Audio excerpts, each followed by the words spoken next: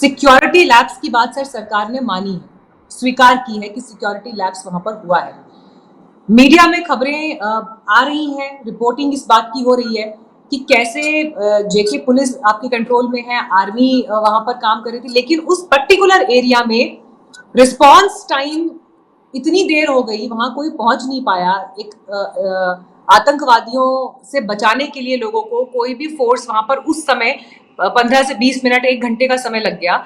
ये जो एक बड़ा फेलियर यहाँ पर दिखाई देता है सर, ये हो कैसे गया और ये आगे ना हो, इसके लिए एज ए डिफेंस एक्सपर्ट मैं आपका ओपिनियन चाहूंगी। देखो, हर साल टूरिस्ट सीजन से पहले जो इलाके हैं जहाँ पे बड़े पैमाने पर टूरिस्ट जाते हैं, जैसे कि पहलगाम है, सोनामर्ग है, वैष्णो माता है और आपका गुलमर्ग है, और मंदिर जो है जम्मू के इलाके में, हर टूरिज्म सीजन से पहले उधर सुरक्षा कर्मियों को तैनात किया जाता है। इस बार भी आमतौर पर, और ये जो एरिया चुना गया है, इस एरिया की चुनाई साफ तौर पे इसको आईएसआई ने चुना है।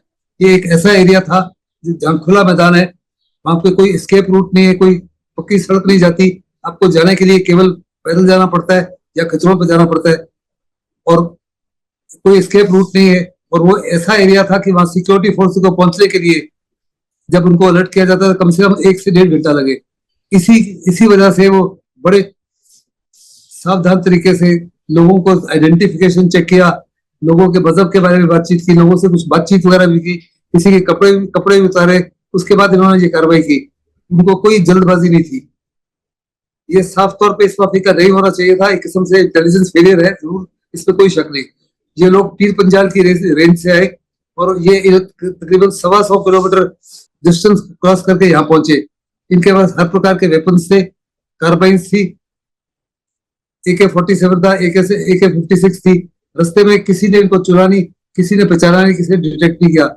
रॉ का भी फेलियर है, आईबी का भी फेलियर है, मिलिट्री इंटेलिजेंस का भी फेलियर है, गवर्नमेंट जो कश्मीर की गवर्नमेंट है उनकी सिक्योरिटी का भी, और लोकल एसएचओ है जिसको हर प्रकार से जो भी कोई बाहरी लोग आता है, इन्होंने आके पहले वहां रिकॉर्डेंस वगैरह भी, सबका फेलियर है। ऑपोजिशन ने भी सरकार से पूछा ये कैसे हुआ। सरकार ने कहा कि हर साल जब अमरनाथ यात्रा से पहले इस वहां पे सिक्योरिटी फोर्सेस को भेजा जाता है। इस बारी जो है बड़े पैमाने पर टूरिज्म फैलना शुरू हुआ। पहले 1 मिलियन आते थे, 2.5 मिलियन अंदाजा था इस साल कि तकरीबन 3.5 मिलियन आ सकते हैं। और ये जो खच्चर वाले थे और जो ढाबा वाले थे, इन्होंने बिना सरकार को बताए, लोकल सरकार को भी नहीं पता लगा, लोगों को टूरिस्ट को वहां ले जाना शुरू हुआ। अगर इनको पता होता कि इतने बड़े पैमाने पर टूरिस्ट वहां जा रहे हैं और सरकार को बताया होता तो सरकार शायद सिक्योरिटी का बंदोबस्त करती।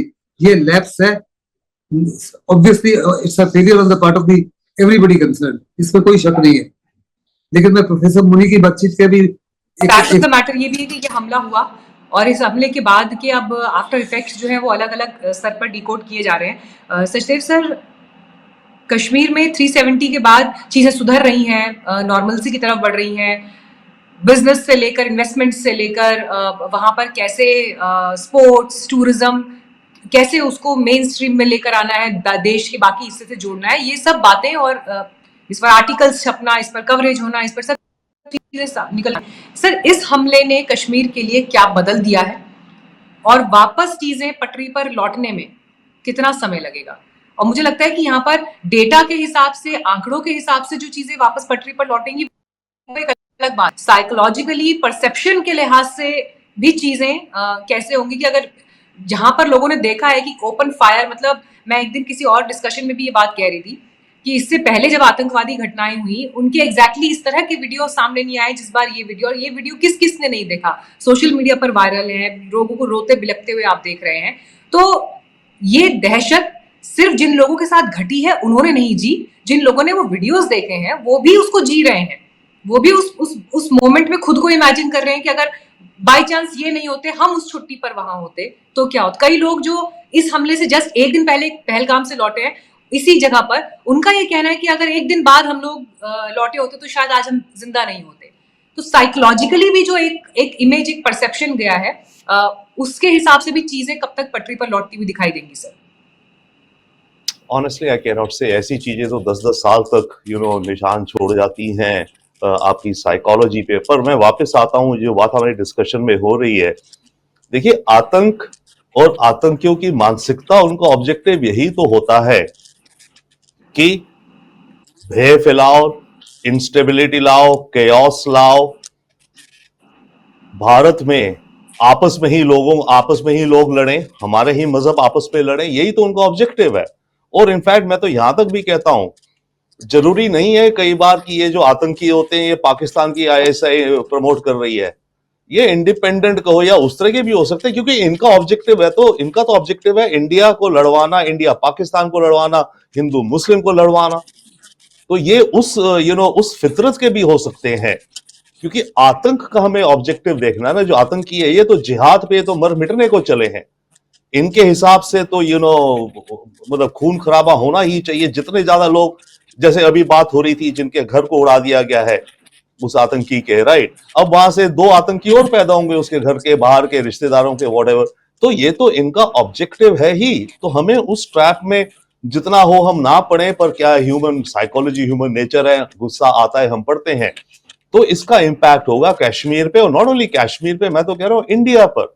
और वो जो मैं पहले हम बात कर रहे थे कि इंडिया की इकोनॉमी भी इस समय आप न्यूयॉर्क में बैठे हैं, आपके वॉलमार्ट के डायरेक्टर्स डिसाइड कर रहे हैं कि चाइना से हम हटा के कहां जाएं, ट्रंप टैरिफ्स के चक्कर में।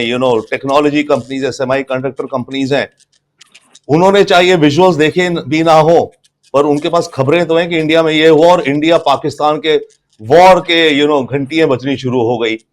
कौन इन्वेस्टर अपने को इस तरफ वहां पर इन्वेस्ट करेगा अपने बिलियंस ऑफ डॉलर्स? और अगर करेगा भी तो मे बी साउथ इंडिया में करेगा, नॉर्थ में नहीं करेगा, राइट? दैट्स अनदर एंगल, कि जितना दूर हो नॉर्थ से, क्योंकि अगर जंग हुई तो नॉर्थ में ज्यादा होगी शायद। तो ये हमारे लिए साइकोलॉजिकल, इकोनॉमिक और हमारी देश की अपनी मेरे ख्याल से हार्मनी के लिए बहुत बड़ा खतरा पैदा कर दिया है इन्होंने। अब रीजन, यस, पाक आर्मी का हाथ है इसके पीछे, भारत क्या कर रहा है, यस, हम जो कर रहे हैं, अभी बात हो रही थी सऊदी अरब जो दोस्त वगैरह हैं, देखिए वो जो भी कर लें, पाकिस्तान को फर्क तब पड़ेगा अगर पाकिस्तान की फाइनेंशियल हालत को टाइट किया जाए।